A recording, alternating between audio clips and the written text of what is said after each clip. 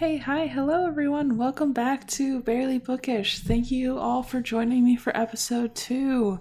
I am so excited to have you all. Just so you all know, in case this is the first time you're checking out, these are spoiler inclusive and you should go in order. Otherwise, you start in the middle of the book. This set of chapters starts on chapter 11 of Pride and Prejudice. So if you haven't read up to through chapter 11, through most of the book, truly, you should read the book first and then come back and join us because I don't want anyone to get spoiled. But I am so excited.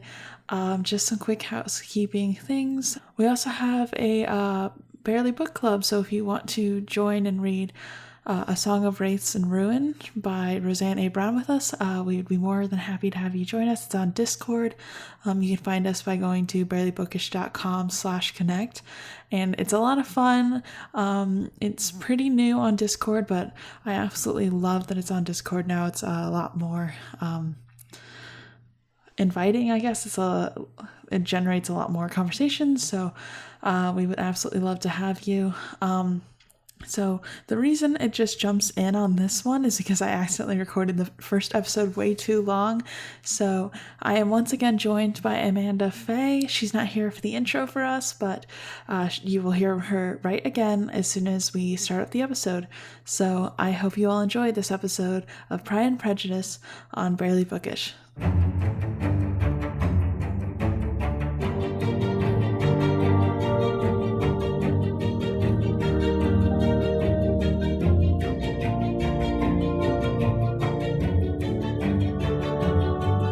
Chapter 11, Jane is well enough to finally come downstairs, and Bingley is pumped. He's like, yes, this is my time to shine. She's been in my house for days, and now I get to see her. Bingley is literally only talking to Jane the entire time, and Elizabeth is like very happy about it. She's like, yes, this is what I want. I want them to be happy and in love. And Bingley's like not able to notice anybody else, and it makes me happy. And then Caroline is doing the absolute most to try and win Darcy at this point. She's just like, will not stop talking to him. I think this is a time where she does the quote, turn about the room. No, yes. She does that in the other part with when he's writing the letter, I think. Yeah, that's when they do. No, well, he's not writing the letter. When they do in the movie, they do the turnabout the room when he's writing the letter. But in the book, it's when everybody is sitting down and supposed to be reading because Hurst is wanting to play cards and everybody's like, no, we're having a peaceful, quiet night. And Miss Bingley's like, oh yes, I love being peaceful and quiet. Is there anything better than spending the night reading? And it lasts all of 2 seconds before she's like, let's get up and walk because she can't sit still because she can't read or something like that. They really upplayed that turnabout the room being how awkward it is. Because like already in the book, I'm like, how big is this room? Because like it doesn't seem like that's a normal thing. Even in that time, it seems really weird. Yeah. Because I'm like, you walk 2 steps, you turn around, you walk the other 2 steps, you're done. That's the room. I'm like, is this like a ballroom size library or like where are they walking to? Pretty close. I mean, it's certainly bigger than any of our rooms. True. I know, but I was like reading it and then I like look up and I look at my room and I'm like, if I were to walk this, it's going to take me less than a minute. I was like, this must be really awkward. And then like in the movie, because he quotes, he's like, I could only see the only reason is you wanting me to like look at you as you do this. And I was like, okay, he full on just read them. Yes, but he's so smooth about it. He's like, if that's what you want, I can sit right here and just enjoy the show. I know, it was so good. And because that is literally what she wants. And then she gets mad, like Miss Bingley does, that he says that. And I'm like, okay, but like that's literally all that you want. So I'm confused. Yep. So chapter 12, Mrs. Bennet says they won't have the carriage until Tuesday, so they can't possibly leave even though Elizabeth wants to. And Miss Bennet is really trying to make them outstay their welcome. Darcy is doing his absolute utmost to make sure Elizabeth doesn't think he likes her. And I'm like, you could just make this so much easier on yourself by like planting the seed now. But he's like, nope, there's no way. She's not allowed to know that I like her. Like, absolutely not. Illegal. And I just think it's funny. She's just so far below him that in every way, shape, and form, I feel bad. I mean, the struggle is real. Poor Darcy. Elizabeth and Jane finally make it home at the end of that chapter. So, chapter 13. Mr. Bennet is bringing someone to dinner. Turns out that it's Collins, who is the distant cousin who is supposed to inherit the Bennet estate when he dies and kick the daughters out on the streets. But now he's a clergyman, which the entire time I was like, is he that like, I guess that's like a pastor, right? Yeah. Yeah. So Yeah. I don't understand the dynamic between him and Lady Catherine. Like, do pastors just live on her property? He does live on her property. Yeah. So the way it works at that point in time was in her county or her parish. Mm-hmm. She is like the reigning, she's the queen of her community, which I think Collins made very, very clear. Yeah. And so the living or the parsonage, the clergy at that point in time, because remember, they're not Catholic, so it's run through the state. So that was her position to give out. So she gave him the clergyman's position. But she is so all up in everybody's business that where in most communities he would be like the pillar to whom everybody looks for. He would give her advice and not the other way around. Like you hear Darcy, when Darcy was talking about it, Wickham was going to be their pastor. They're exactly. But so they give the living because it comes with a house and a stipend and stuff. It comes with money. So they give the living to whomever they so choose, and then they're done with it until they have to give it away again. Because it's something that at that point in time was basically owned by whoever had the biggest money and homes in that community. But in Collins's position, she's so OCD that, and I think that's probably why Collins got it, because a man of stronger character would not have tolerated a woman like Catherine being all up in his business like that. I know, and I was surprised even that Charlotte was able to tolerate that, because I could not do it. Tolerate Lady Catherine? Yeah. Yeah, but look what she gets out of it. That's true. So, and you have to think at 27, she was very pragmatic by this point in time. Yeah. So weird, because it's like, I'm thinking about, I would have to have been married by now. Like, it's so weird thinking about, you're like, ooh, I don't like that. Well, Lydia was congratulated for being wed at 16, even though she went about it, horribly wrong. Still, she was congratulated for getting it done so young in life. I know, I'm like,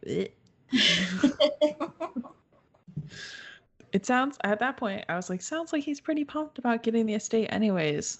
And I was like, this is really weird. Like, I don't really seem to like this guy. Turns out he's the worst. The worst. And then I only have one note for chapter 14. It says, so the cousin is kind of a dirtbag. Also, I think he's sexist. I do not particularly care for Mr. Collins. I just wanted to kick him in the balls. I really did. Yeah. He's not a very nice person. I think he's trash. And also, he doesn't value anyone's opinion besides Lady Catherine's and his own. That is a true statement. Like, and the only reason he cares about Lady Catherine is because she's so much higher ranked than him. Yeah. He like worships her like she's a god, though. Chapter 15. Ew. Collins is trying to marry one of his cousins. That is my exact note. And then once he realized Jane was taken, he immediately moved to Elizabeth because he doesn't care which cousin he marries. It just has to be a cousin because in his mind, you have to keep it in the family. Well, I think actually the reason he's marrying one of the cousins. First off, I don't think it's like a true cousin. They, they've never met before. I think it's distantly, a second or third cousin. I think it's easy too. Like I think for him, it's easy. He thinks by keeping it in the family, he's doing right by them because the girls he's inheriting the estate.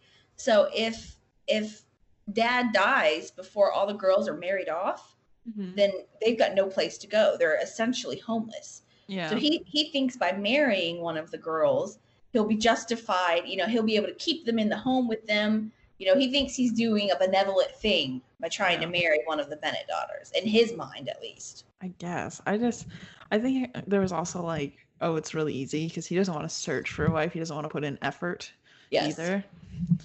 Ugh, it's so gross. Poor Charlotte. I know. It's just a loveless marriage. All the Bennett girls and Collins decide to go for a walk, and then they come across a handsome officer named Mr. Denny, and they're talking to him.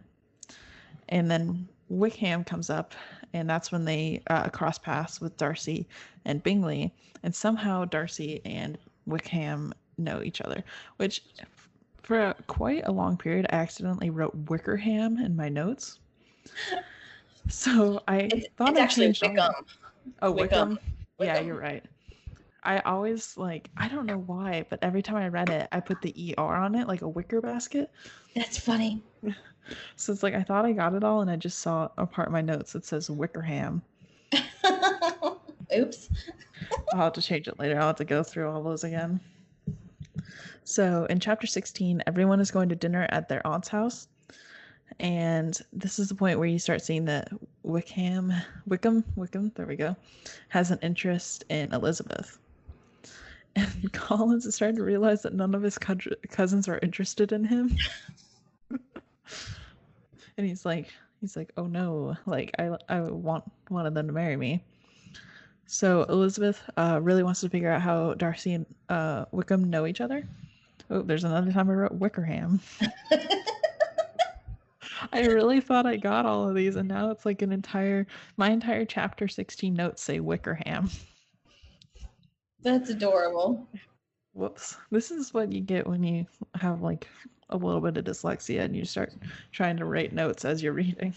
Wickham has been connected to the Darcy family since birth, and this is kind of the point where he tells his side of the story, which is that he was a really good friend to Darcy's dad, but he doesn't really like Darcy, and he feels that he was disgraced by Darcy's father. No, he feels Darcy was disgraces his father and disappoints his hopes in Darcy. And then Wickham says that he was driven away by Darcy, which we all know is false. Yes. But listening to his side of the story, I'm like, wow, he really, I don't even know if he knows that it's his fault or if he legitimately thinks he's the victim. Oh, yeah. Yeah. Wickham was, in his mind, is 100% and even though he knows he's in the wrong in everything, he's lying through his teeth. Mm-hmm. I think he honestly believes that everything that happened is still Darcy's fault, because if Darcy would have just given him what he wanted, then none of this would have happened to begin with. Yeah, I hate Wickham. Not as much as I hate Mrs. Bennet, but we're getting there, It's so trash. This is where Wickham says that Darcy's dad was going to leave something to Wickham, but it wasn't clear in writing, so apparently in Wickham's mind, Darcy disregarded everything. So Wickham says that Darcy is jealous of him because Darcy's dad liked Wickham better.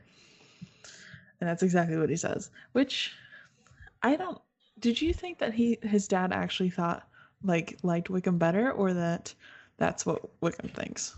No, I think that's what Wickham thinks. But I do think that he thought of Wickham as a son. Yeah. And so he tried to provide for him as best he could without, overstepping his bounds. Mm-hmm.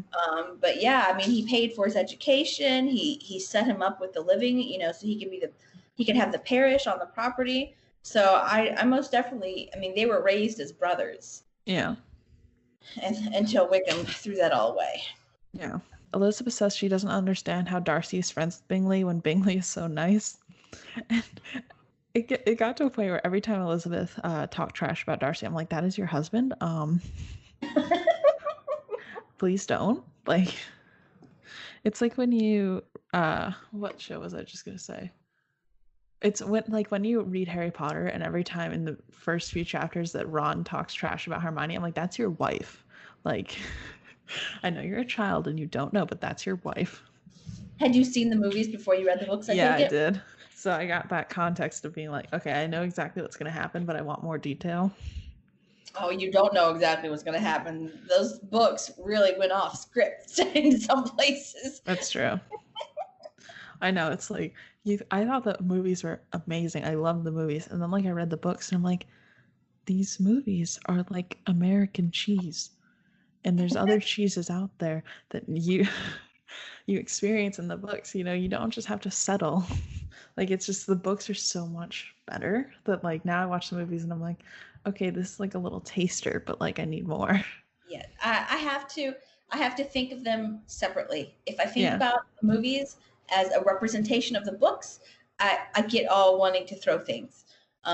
So I have to think of them as two separate series. They're two separate entities that just happen to have some things in common. It's like Pride and Prejudice. I wanted a blow by blow. I wanted absolutely everything that happened in the book to happen on scene. Like, I wanted to see all of it. And of course, you can't get that because you can't have a 10-hour movie. But I know. I mean, we could, and we would watch it. Yeah, we'd watch. So. It'd have to be like one of those Netflix short series. Like, I'd watch it. I'm just saying, at Netflix, let me know. Well, I mean, the Lord of the Rings, the Lord of the Rings trilogy. Have you watched the unabridged version of the movies? We only own the director's cuts versions. Yeah, I mean, the unabridged versions of the movies are like 5 hours long a piece. Yeah. So you could do it. You can do it. You just have to be dedicated to the art. I know. I want to see it. I'd love it because 2005 did not give me nearly enough. No. So this is the first time we find out about Lady Catherine Debeau, right? Yep. Debeau. Which is Colin's employer, and then we find out that it's Darcy's aunt. So everyone thinks that Darcy and Lady Catherine's daughter will marry and unite the two estates. Grace. And they are direct cousins. There's no. Yeah. They're as cousiny can get. I know. It's like, I know that was a thing that happened, but I'm still like, bleh. So, chapter 17. As Elizabeth says what she found out to Jane, Jane thinks it's probably a misunderstanding because they don't know the full story, which this is the one time Jane was correct in her niceties. The rest of the time, I'm like, no, you're being way too nice to these people that are trash. I absolutely agree. So then the Netherfield Ball is hosted by Bingley is coming up on Tuesday. And Collins claimed Elizabeth for the first 2 dances of the night. And Elizabeth's like, oh no. And then she has to say yes. I think she got shocked into saying yes, actually. She was so surprised that she said yes. But she's like, oh no, I don't want to do this. Yeah, I mean, she said yes before she really realized what was going on. Yeah. What she was saying. Ugh. Collins is such a creep. Creepy. That is an excellent description. He's super creepy. Yeah, he's gross. So Miss Bennet likes the idea of Collins and Elizabeth, but Elizabeth is not into it, and I do not blame her because Collins is the worst. He's gross. So chapter 18, we're finally at the ball. Elizabeth has dressed to the nines trying to look extra nice because of Wickham, and he's not even there. So... Which, of course, she blames Darcy for. Yeah. Collins is a terrible dancer, and Elizabeth was incredibly embarrassed, which I can feel that. Like, if you go somewhere and you're realizing that the person you're... Like, you go to a fancy restaurant and you realize that your date is, like, a terrible, messy eater. Like, oh. Like, I can't even imagine. She's like, I'm not going to dance with anybody for the rest of the night because that was terrible. Yep. And then Darcy asked Elizabeth to dance, and she was so surprised that she said yes. And I was like, finally, the romance. I was like, there's going to be hand touching and everything. I know. Woo! They get to stand within 2 or 3 feet of each other. And like, I forgot until I saw the movie what that type of dancing they were doing was. And my brain was like ballroom dancing, you know, like slow dancing, ballroom dancing. And I looked at it, I was like, nope, that's not what it was. That's not what I thought it was at all. No. I completely forgot that it's like that line and they like go close to each other, like, and then because she made something about how she wants to talk to her dancing partner. I'm like, how do you talk when you're 4 feet away from the other? Do you just scream and let everybody else hear your conversation? Because it's like you're only next to each other for about 3 seconds as you pass by. So I'm like, how are you supposed to have a conversation like that? Well, they make it work. They're not. I mean, because it's a fluid dance, so they make it work. I just think it must be so awkward to like talk and dance like that, because it's not like you're close to each other the entire time.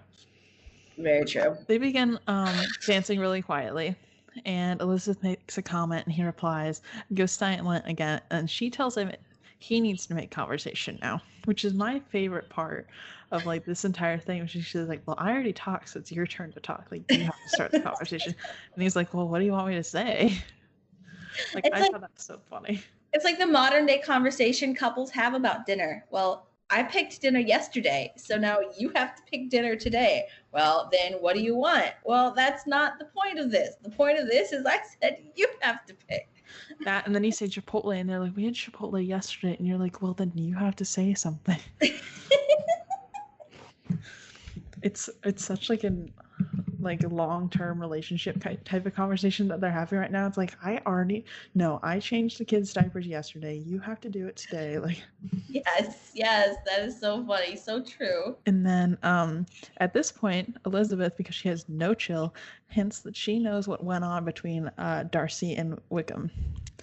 And I was like, oh, wait to ruin a night, Elizabeth. Like, terrible.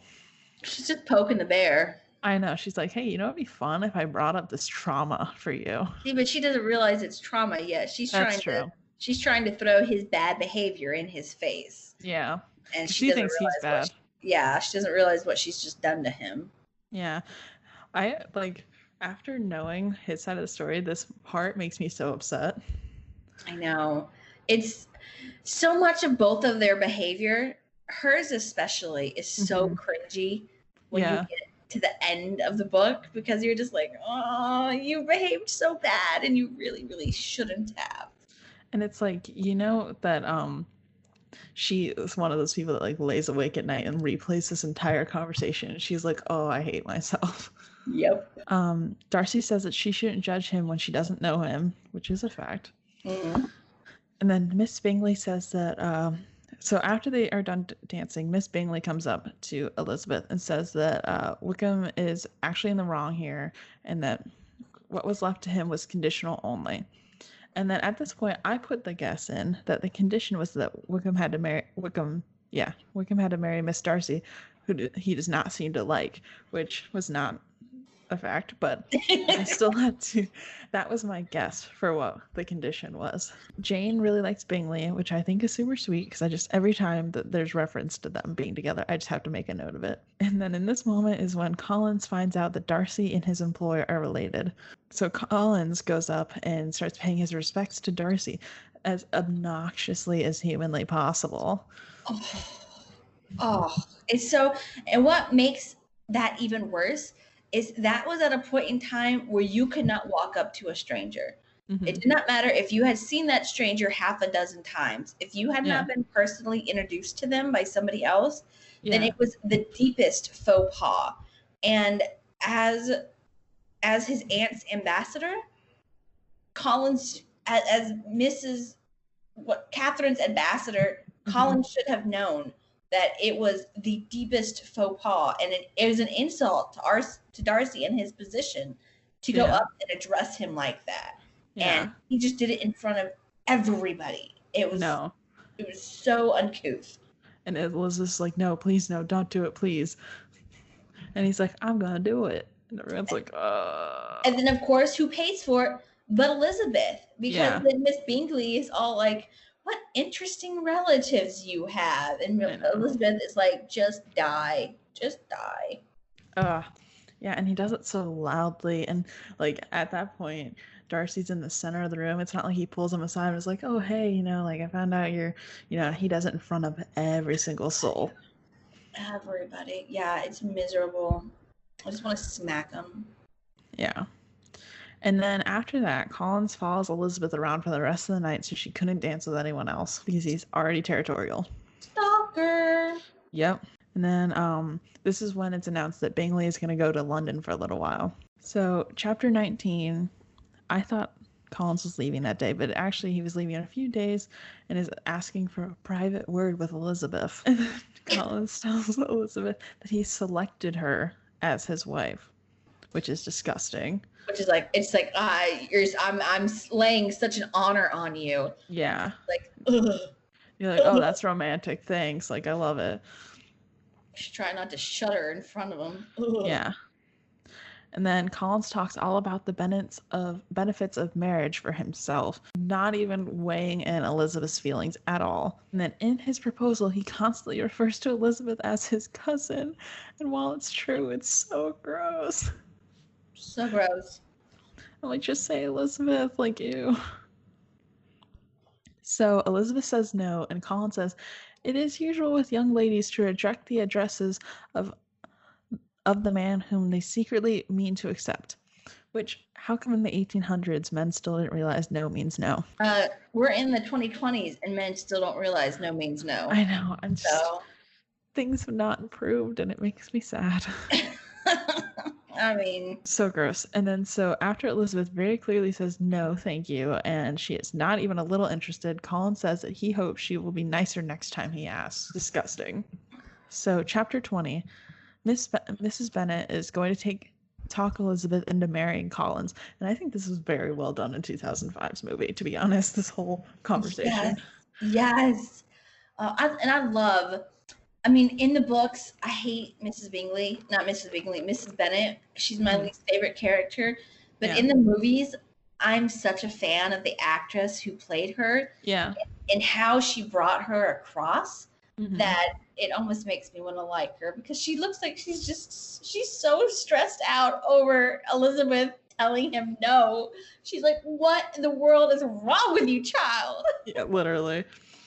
I thought it was hilarious because she's like, oh my gosh, this daughter's never gonna get married. She's gonna become an old maid like Charlotte. It's basically what I'm assuming her thought process was. Mrs. Bennet at this point runs to Mr. Bennet to tell him to make Elizabeth marry Collins. And Mrs. Bennet tells Elizabeth she'll never see her again if she refuses to marry Collins, and Mr. Bennet says he'll never see her again if she does. And this I loved. Yes. I was like, yes, because we all hate Collins. And that, I mean, you have to think about in that day and age, because I always forget well, not always, but this was written, 200 years ago by a woman who had never, she'd never been in a relationship or anything, because you don't have relationships at that day and age. And so to present Mr. Bennet this way is that's such a modern thing to say to Elizabeth, because in that day and age, if your parents told you to get married, you got married. Yeah. So for her to be proposed to, and it would have saved the family.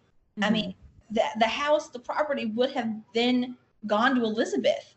And for her dad to say, not only do you not have to marry him, but if you do, I'll disown you, is such a liberal thing for her father to say, that I think that's one of the reasons why this story resonates so well. Is even 200 years ago, it was saying things that were just out of place for its time. Yeah, it honestly had a lot of modern cues, like even dealing with Lydia running away and going off to marry someone. Yes. Like, that's very modern of this book to discuss. Like, that's not... Mostly my frame of reference for classic literature at this point is, like, Gone with the Wind, because that's the last one I read, which is a terrible, terrible, horrible book that I don't recommend anyone read if they don't absolutely have to. And it's not... I mean, it's... Gone with the Wind, though I guess technically is classic literature. It's not like... It's not that old. Yeah, I mean, it's not even 100 years old yet. Yeah.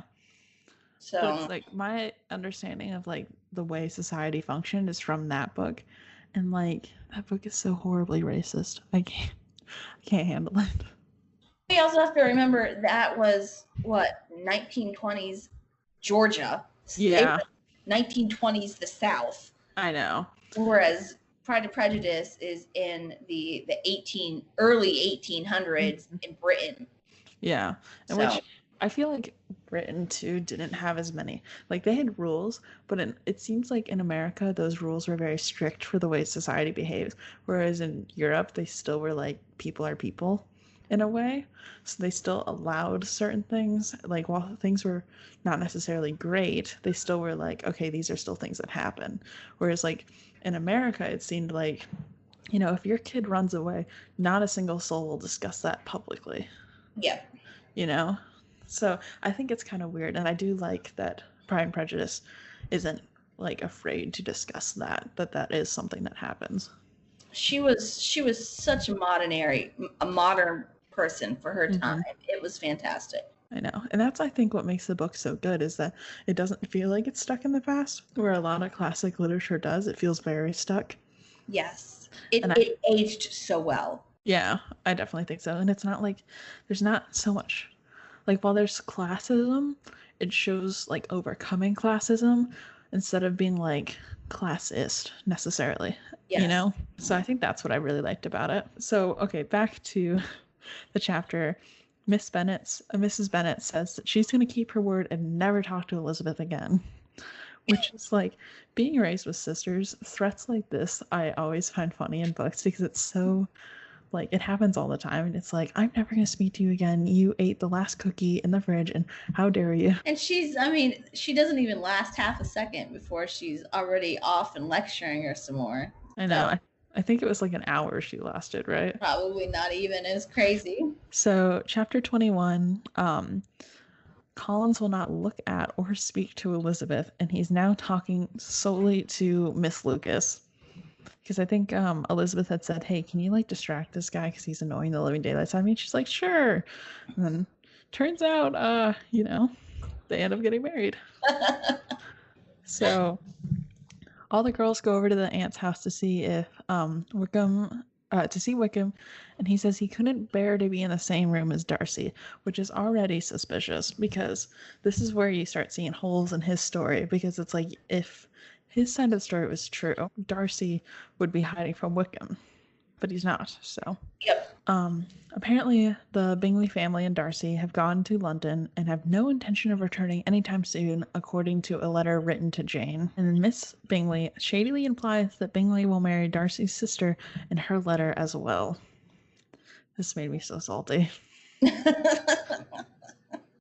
And then they told Mrs. Bennet that the Bingleys are leaving, but not about Darcy's sister, which is smart, in my opinion. Yes, it's very smart because they don't want to have to deal with their mom any more than they already have to, you know? Truth. No need to poke the bear. Mm-hmm. So, chapter 22. Elizabeth's friend Charlotte is now going to marry Collins, and I immediately put a question mark. I was like, what? Because it really did come out of the blue. Like, it was like they're casually talking to now they're engaged.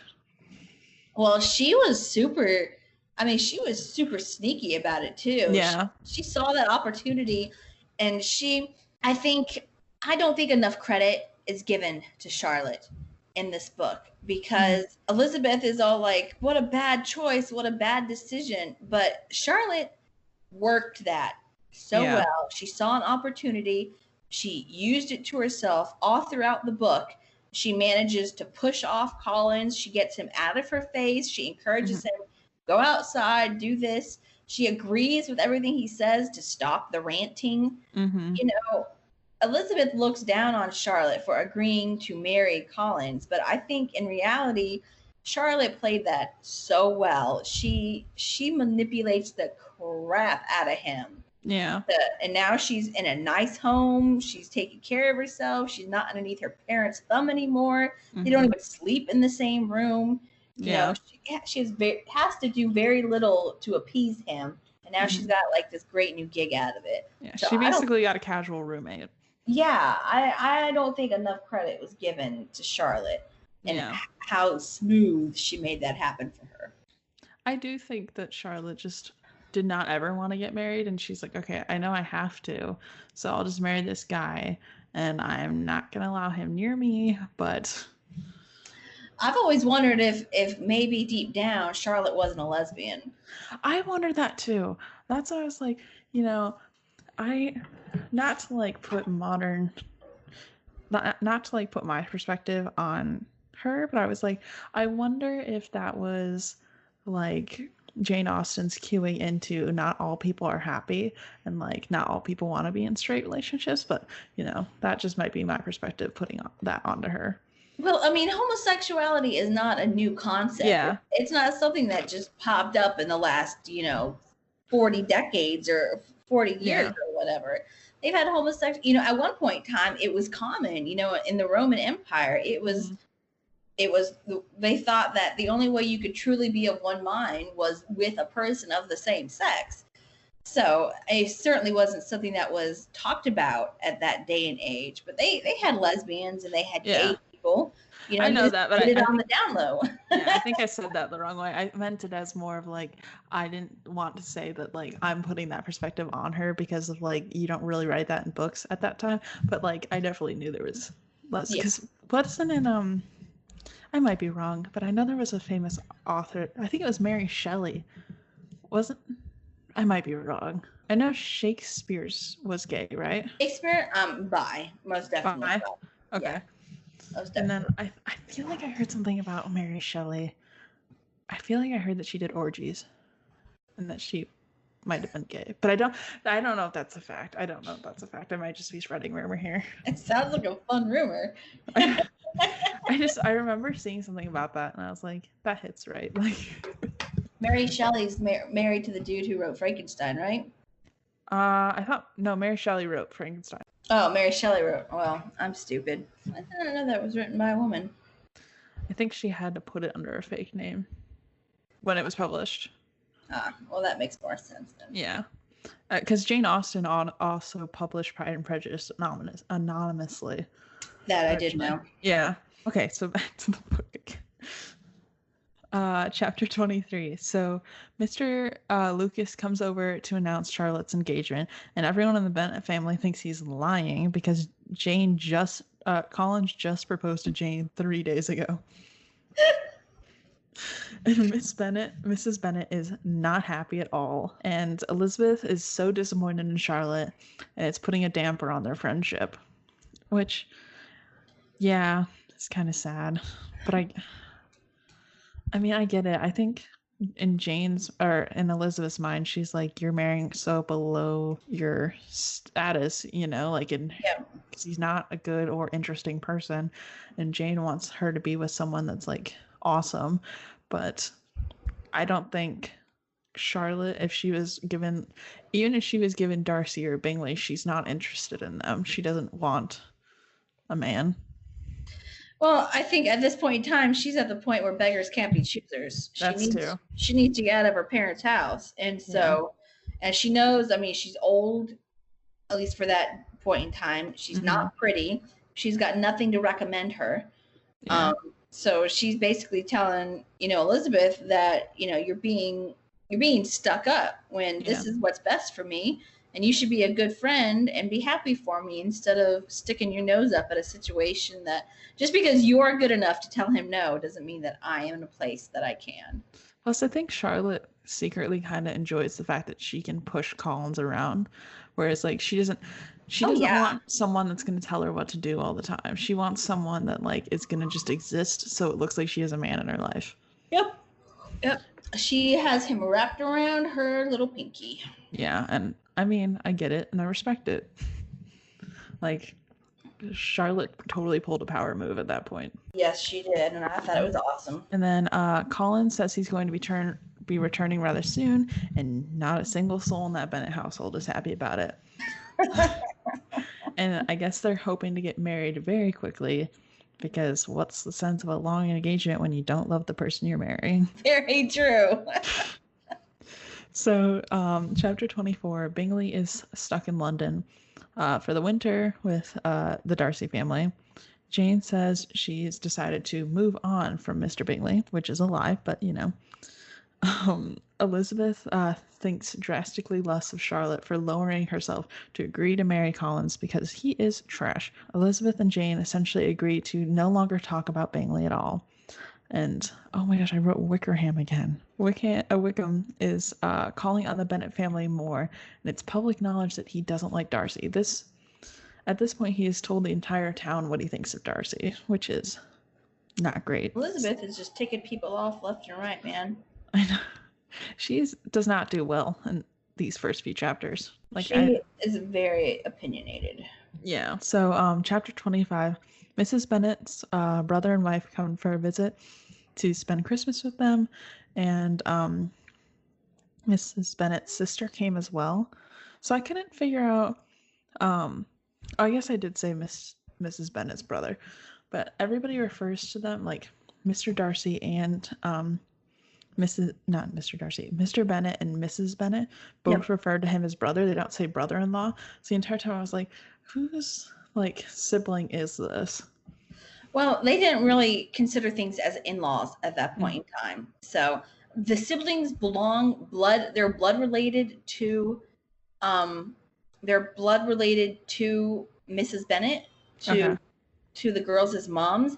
But at that point in time, it wasn't brother-in-law and sister-in-law. It was when you got married, these were your siblings. I'm now your sister. Mm-hmm. So they didn't use the term in-law at that point in time. Yeah, that's what confused me because I got so used to seeing like in-law that I was like, who are you related to? Yeah, they all belong to Mrs. Bennett, the one and only. So at that point, Jane's gonna go to London with her aunt for a bit for a change of scene. And I was hoping that she would run into Bingley, even though she's going to try not to. And then this is the point where we find out that Darcy's first name is Fitzwilliam. I love that. It's something about like seeing last names for so long that I just assume that they don't have a first name. So it's like when you learn someone's first name after you only know them by like their nickname for a while, you're like, oh, that's your first name? Well, and I mean, you think, 200 years later, all throughout history, he's still only known as Darcy. People don't refer to him as Fitzwilliam. And one of the reasons that is because his first name is his cousin's surname. So Darcy Fitzwilliam, but then his cousin is Colonel Fitzwilliam Darcy, but then his cousin is Colonel Fitzwilliam. Yeah. So it's like a family name, but it's a family name that's already used by someone else in the book. Yeah, it was like finding out that Bingley's first name was Charles. I was like, I don't like it. So, chapter 26, Elizabeth tells her aunt that she's not in love with Wickham currently. Which... Liar! Yeah, I know. Charlotte is now a day away from getting married and asks Elizabeth to visit her, and Jane has now gone to London.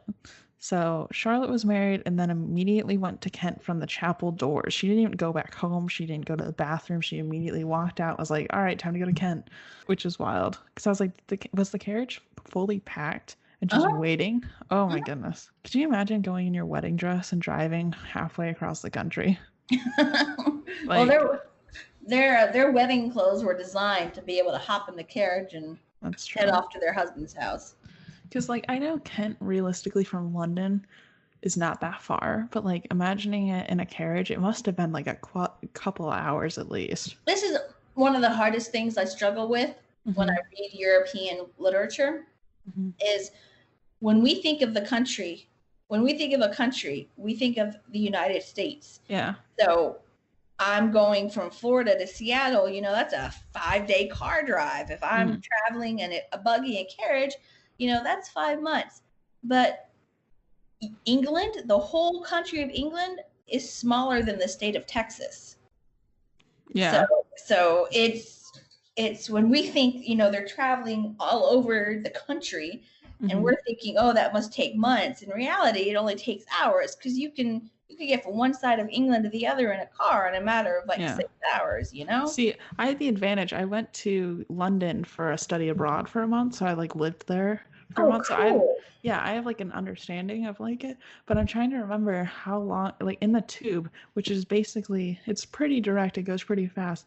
I think it still took an hour to get there. I'm trying to remember, because now it's been a couple of years, but I only went to Kent once while I was there, but it still took a while. So I'm like, okay, if they're outside of London, how long does it take to possibly get there? I think it's a 4-hour drive from London to where they're at. A 4-hour That feels right. buggy. That's still wild to me. So Jane wrote a letter to Elizabeth saying that she visited Miss Bingley, but didn't see Mr. Bingley. And the visit was very quick, like Miss Bingley didn't want to see her. So this is our first cue in that something's wrong. So Jane's no longer friends with Miss Bingley and sees that she's been fooled. Thank goodness, because Jane is way too trusting. Also, the Bingley family may be selling their house near them. And then Wickham is officially admiring someone else, which is annoying. So, chapter 27. It's March now, and Elizabeth is going to see Charlotte. She goes to do a pit stop and sees Jane on her way, which I thought was really nice. And Elizabeth is going on a road trip with her aunt and uncle over the summer. So that's kind of all that happens in chapter 27. But like, it sets up like that road trip. I don't know why I didn't think people did that. Like, I just thought that wouldn't be a thing that happens very often. But I was like, I like to see it. Like, that's very modern, you know? Yes. Well, they called it tours back then. So they took a tour of the city or a tour of the whatever it was. So yeah, it's like my favorite part of the book.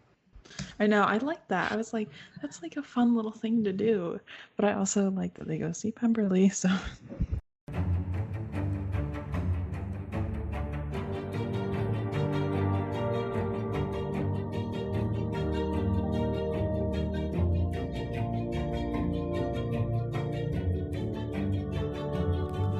Hello, everyone. Thank you so much for joining me for this episode of the Barely Bookish podcast. I am so happy that you all are enjoying it so far. Thank you so much for listening to this latest episode. If you want to find Amanda Faye, she is on Instagram as Amanda_Faye_books. She's on Facebook as facebook.com/AmandaFayeBooks. She's on the web as AmandaFayeBooks.com. She's also a wonderful author, so make sure you check out her books on Amanda Faye on Amazon. I will have all of these in the show notes as well, so they're very easy for you to find. So make sure you check those out. If you want to find me anywhere, it's at Barely Bookish on pretty much everything. I have Instagram, I have Facebook, I've got a Twitter, I even got a TikTok where I make videos that I think are funny. So, if that's what you want to see, hop over to TikTok and find me. As I mentioned in the beginning, we also have the Barely Book Club. So if you want to read books with a lot of very cool people, make sure to go ahead and check that out. We would love to have you. We also suggest books at the end of each reading. So if this book isn't quite up your alley, still feel free to join the Discord by going to barelybookish.com/connect or /connect. And make sure to check it out, and then you can suggest a book right when they open back up again. And if you want to keep in touch, just make sure to follow me on Instagram. That's where I am most of the time. That's it. My logo was designed by my wonderful little sister Sarah. The theme song is called Video Game Blockbuster by Raphael Crux on freepd.com. And that's all I have for you guys. I will catch you in the next episode. Bye!